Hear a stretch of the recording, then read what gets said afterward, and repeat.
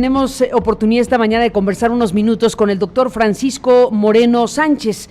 El doctor Moreno Sánchez, que es parte del cuerpo médico del Hospital ABC, es un importante infectólogo de nuestro país y está en la línea telefónica pues para hablar del tema del coronavirus y del COVID-19 y del contexto en el que estamos. Gracias, doctor, que me toma la llamada esta mañana. Buenos días y bienvenido. Gracias a usted, Carmen.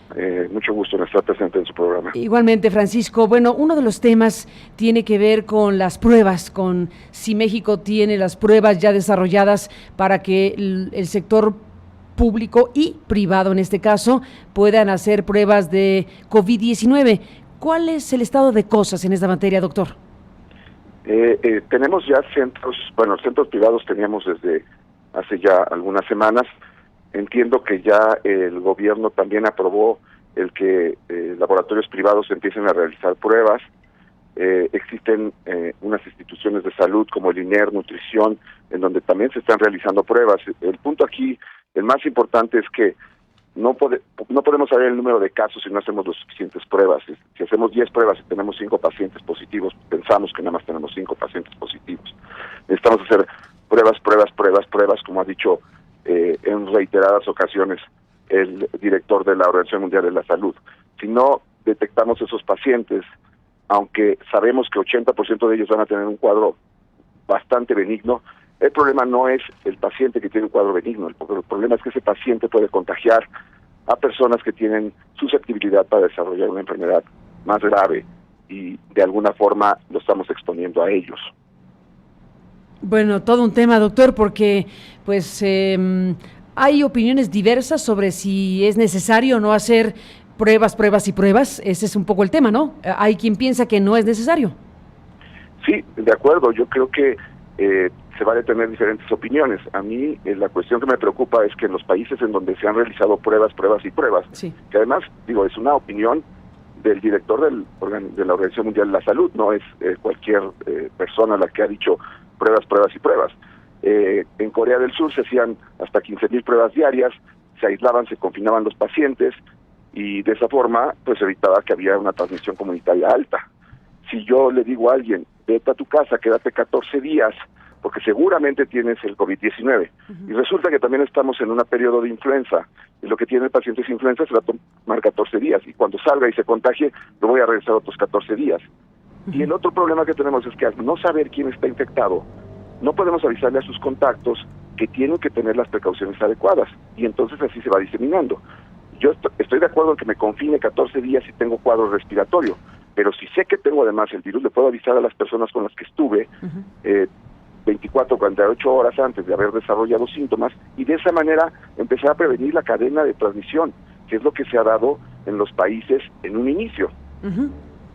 Oiga, doctor Francisco Moreno Sánchez, ¿qué fue lo que ocurrió? Cuéntenos ya con detalle, ¿qué fue lo que ocurrió con lo que usted declaró en relación a casos de COVID-19 confirmados en el Hospital ABC, del cual forma usted parte? ¿Qué sucedió de cuando usted declaró eso con la colega Paola Rojas a que usted y yo estamos conversando?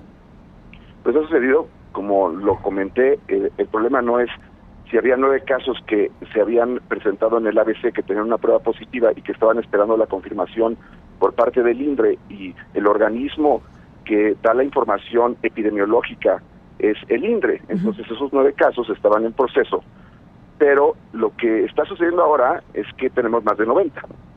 Entonces, creo que lo importante aquí no es si hay un número de casos X, es detectar el número de casos que hay para prevenir la transmisión.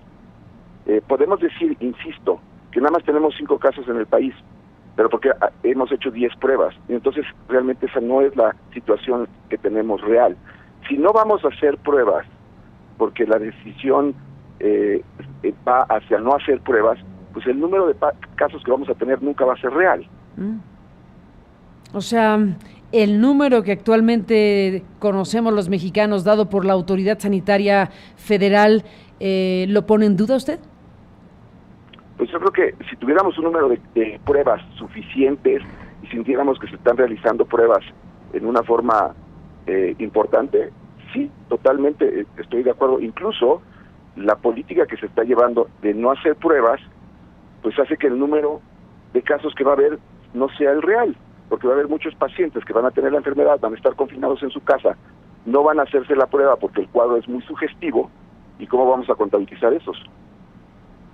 Doctor Moreno Sánchez, a ver, el tema es en qué punto estamos si no se están haciendo las suficientes pruebas. ¿Cómo debería ocurrir, digamos, el procedimiento de hacer pruebas desde el ámbito público y privado? ¿Cómo es la mecánica que según su punto de vista tendría que estar ocurriendo?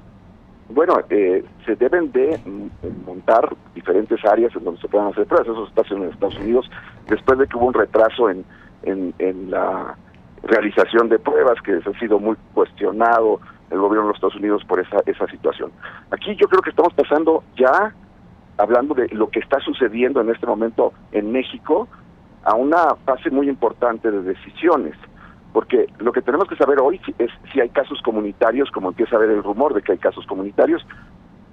Yo no he escuchado a la autoridad decir sí hay casos comunitarios.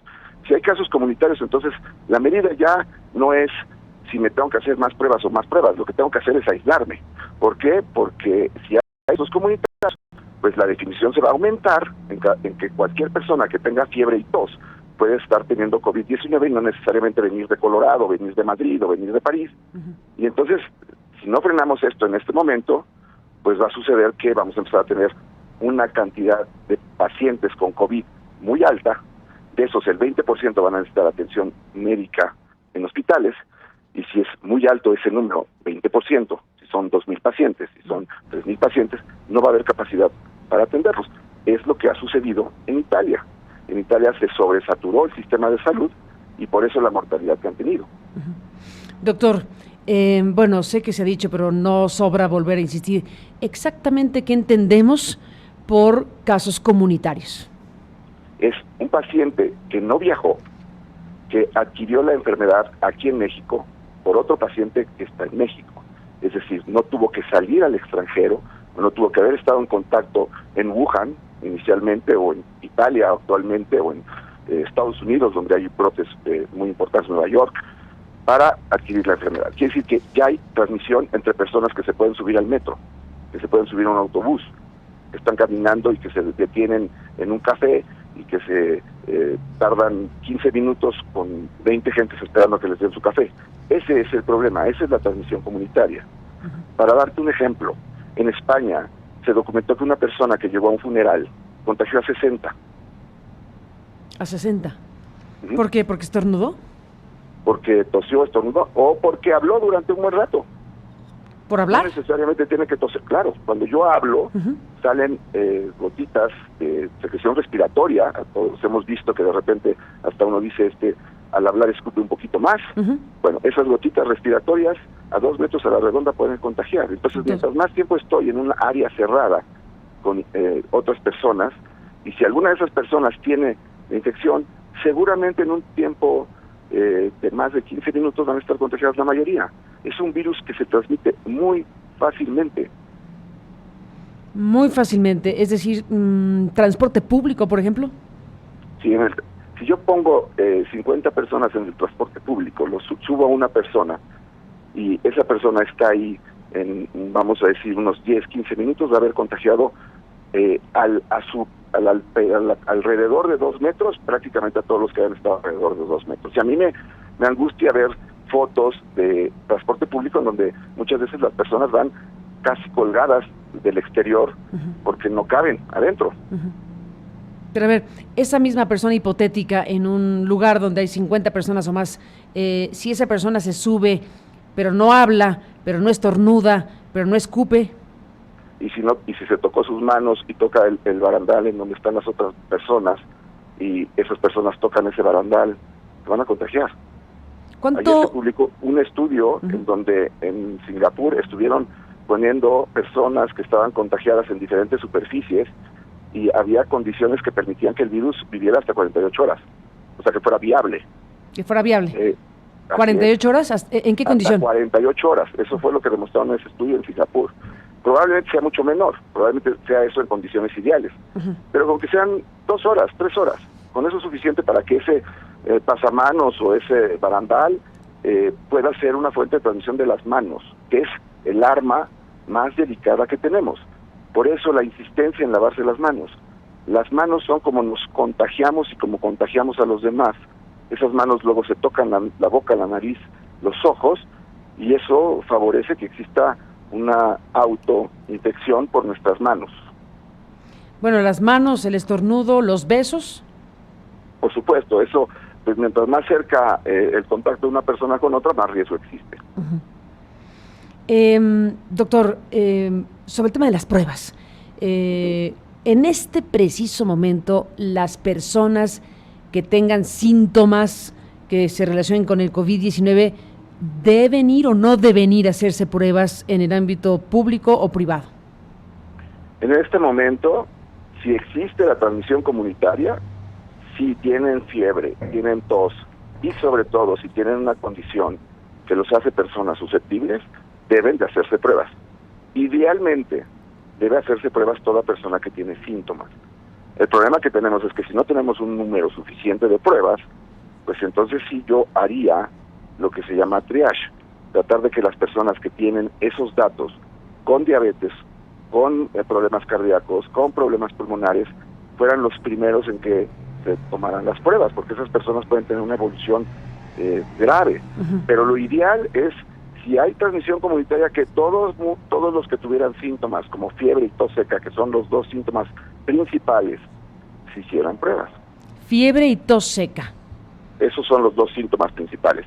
Si a eso le agregas falta de aire, que es un dato de afección pulmonar, entonces ahí tienes que hacerte la prueba, buscar dónde te hagan la prueba. ¿Los que moquean y eso es otra cosa? Sí, desafortunadamente pues coincide con una época muy importante de virus respiratorios de otro tipo, de influenza, de parainfluenza, de rinovirus, de adenavirus, de adenovirus, una serie de virus que pueden producir un cuadro muy similar. Ese es el problema, no hay una mancha que aparezca en la cara y que diga, tú sí puedes tener coronavirus.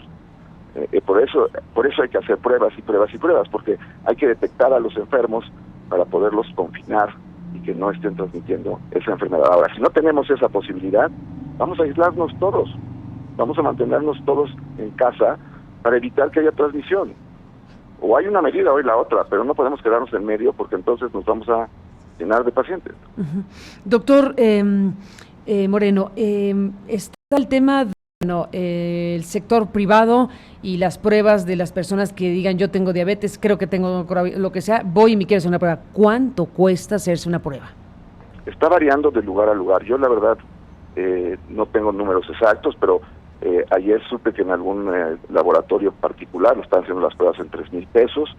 Sé que en otros lugares lo están haciendo en 3,500, 3,600. Yo sé que son pruebas caras para la condición de la población que tenemos y el ingreso per cápita del mexicano. Lo sé, me apena.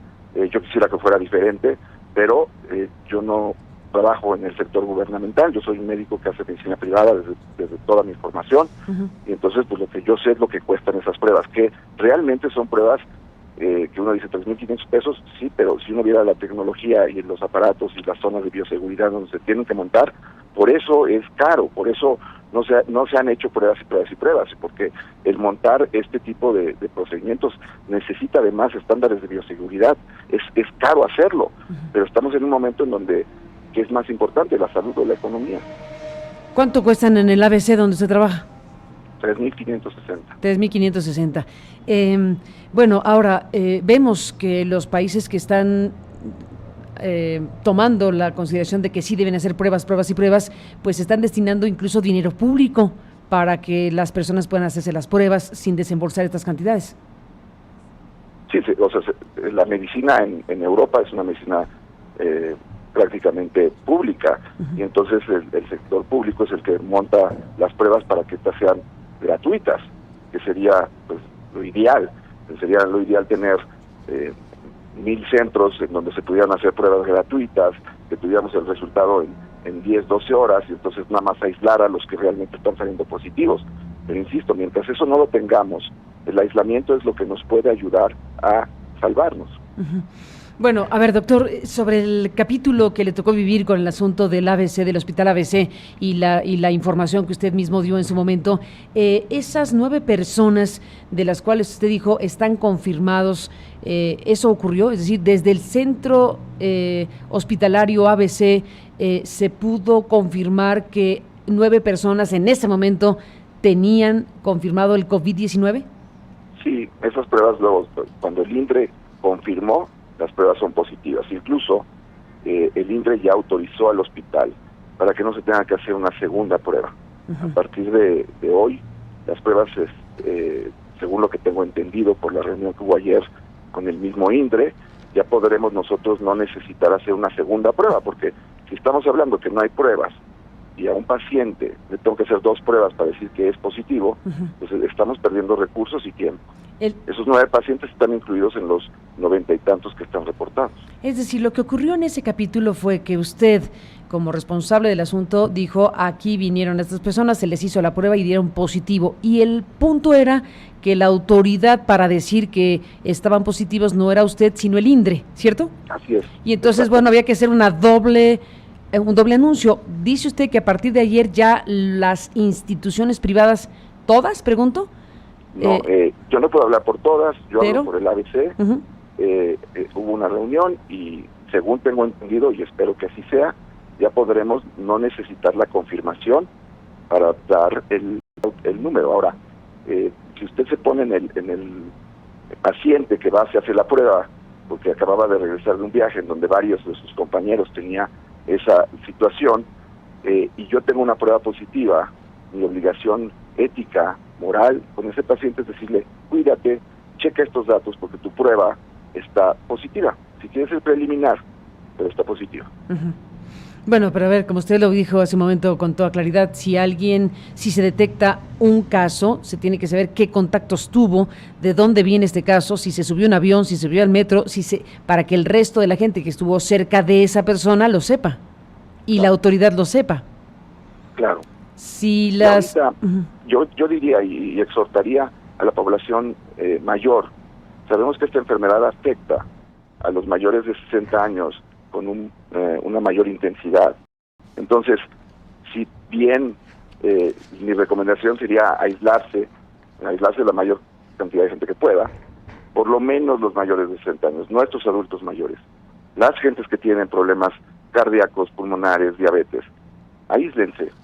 Ellos son los que están en mayor riesgo de tener un problema médico grave. Doctor, tenemos el primer caso de la primera persona fallecida, muerta, de 41 años, que es muy joven, pero con diabetes como enfermedad preexistente. Así es, esa es otra situación que preocupa mucho en México. Somos el número 1 en diabetes y obesidad. Uf. El número 1, o sea que somos una población de alto riesgo general. El número 1 mundial en diabetes y obesidad. Por la diabetes. Uf, caray, tiene toda la razón. Doctor, pues sigamos hablando, le pido. Solo para cerrar, ¿qué expectativa tendría de lo que se va a realizar este día, ya finalmente de la reunión tan esperada y tan ya aclamada, ya tan pues exigida del Consejo de Salud, el Consejo de Sanidad, que se va a convocar ya formalmente para reunirse y discutir el momento que se vive? Bueno, está ya tomándose ese paso. ¿Qué esperaría de esta reunión? Esperaría que confirmaran que ya hay transmisión comunitaria. Es muy importante porque eso inmediatamente pasa al país de una fase a otra y tener claro y evidente cuál va a ser la tendencia. Si la tendencia va a ser a no hacer pruebas por la capacidad limitada de hacer pruebas, entonces dar medidas de aislamiento estrictas. Si más pruebas, pues entonces alentar a la población tiene miedo, ya no sabe si ir o no ir, porque qué tal si estoy 8 horas y luego me regresan y estoy nada más en contacto con personas. Tener bien claro cuál va a ser la tendencia que vamos a tener. Si no vamos a hacer muchas pruebas, tenemos que aislarnos. Si vamos a hacer pruebas, entonces detectarlos rápido y confinarlos. Y dar un exhorto a la población, sobre todo a la población que tiene esos factores de riesgo de que se mantengan confinados en casa. Suena duro, suena fuerte, pero es únicamente tenerse que quedar en casa. Y dígame una cosa, doctor Moreno Sánchez, Francisco, ya que está uno en casa y si está la persona confinada en casa, bueno, tiene familia, tiene hijos, tiene que también resolverse el tema doméstico. ¿Qué recomendación se da una vez que ocurre el asunto? Ese es un tema y bueno, la película Roma ganó un Oscar por esa situación, porque en el mundo fue impactante saber ese especial, vamos a decir, cuestión cultural que tenemos en nuestro país. Sí, es un tema muy fuerte y es un tema que hay que discutir también, porque la entrada y salida de personal que nos apoya y que no son de planta, como decimos, pues ellos pueden traer la enfermedad. Entonces, sí, nos hemos encontrado con adultos de 90 años que son cuidados por 2 o 3 cuidadores que tienen que hacer turnos, porque es evidente que pues nadie puede trabajar 24/7, y que pues esos trabajadores de la salud, si regresan a otros sitios, incluso algunos de ellos por cuestiones económicas tienen que hacer dobles turnos. Lo ideal es restringir el mayor contacto con otras personas, porque si otra persona viene igual, si esta persona está muy bien cuidada en su casa, pero la persona que la viene a cuidar viene del autobús del que platicábamos, la puede contagiar. Entonces es un tema que se presta a mucha discusión, que se presta a muchas circunstancias, pero es un tema que hay que sacar y hay que hablar. Sí, por eso lo pregunto, porque la casa, bueno, tenemos la noción de que es el lugar más seguro, o deberíamos pensar de esa manera, pero hay circunstancias como la que usted está comentando. Lo ideal es tratar de mantenernos con las personas que van a convivir con nosotros durante esta estancia de 14 días, que nos llevemos bien, que hagamos juegos, pero la verdad es, la frase de hoy que yo le diría es: quédate en casa, salva vidas. Pues doctor Moreno Sánchez, sigamos hablando, si me lo permite. Le aprecio mucho que me tome la llamada esta mañana. Hasta luego. Gracias, doctor Francisco Moreno Sánchez del Hospital ABC. Pues ahí está este panorama en voz de un especialista. Y pues vamos a estar a la espera de que va informando la autoridad este mismo día.